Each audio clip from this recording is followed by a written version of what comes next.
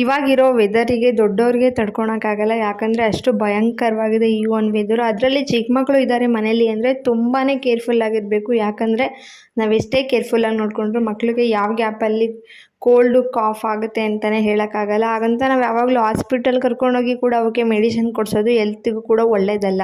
ಏನಾದರೂ home ರೆಮಿಡಿನ try ಮಾಡಿ ಆದಷ್ಟು ಮಕ್ಕಳಿಗೆ ನೆಗಡಿ ಕೆಮ್ಮು ಶೀತನ ಕಡಿಮೆ ಮಾಡಬೇಕು.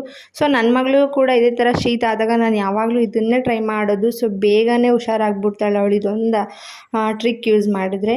ಅದೇನಪ್ಪ ಅಂದರೆ ಎಲ್ಲರಿಗೂ ಗೊತ್ತಿರೋ ಹಾಗೆ ದೊಡ್ಡ ಪಾತ್ರೆ ಇದು ಹೆಲ್ತ್ ಬೆನಿಫಿಟ್ಟಾಗಿ ಯೂಸ್ ಮಾಡ್ತಾರೆ. ಅಷ್ಟು ಒಳ್ಳೆ ಪವರ್ ಇದೆ ಇದರಲ್ಲಿ. ಈ ಜಸ್ಟ್ ಒಂದು ದೊಡ್ಡ ಪಾತ್ರೆ ಎಲೆ ತೊಗೊಂಡು ಚೆನ್ನಾಗಿ ವಾಶ್ ಮಾಡಿಬಿಟ್ಟು ಸ್ಟವ್ ಮೇಲೆ ಇದನ್ನು ಒಂದು ಸ್ವಲ್ಪ ಬಿಸಿ ಮಾಡಿದ್ರೆ ಸಾಕು. ಅದರಲ್ಲಿರೋ ರಸ ಇನ್ನೂ ಸ್ವಲ್ಪ ಜಾಸ್ತಿನೇ ಬರುತ್ತೆ. ಅದ್ರ ಜೊತೆಗೆ ಒಂದು ಬೆಳ್ಳುಳ್ಳಿನ ಹಾಕ್ಬಿಟ್ಟು ಜೊತೆಗೆ ಸ್ವಲ್ಪ ಕಾಳು ಮೆಣಸು ಪೌಡರ್ ಸ್ವಲ್ಪ ಜೀರಿಗೆ ಪೌಡರ್ ಹಾಕ್ಬಿಟ್ಟು ಚೆನ್ನಾಗಿ ಜಜ್ಜಿದ್ರೆ ಅದರಲ್ಲಿರೋ ರಸ ಕೂಡ ಜಾಸ್ತಿ ಬರುತ್ತೆ. ಜಸ್ಟ್ 1 ಸ್ಪೂನ್ ಬಂದರೂ ಸಾಕು, ಅದೇ ಫುಲ್ ಪವರ್ಫುಲ್ ಇರುತ್ತೆ.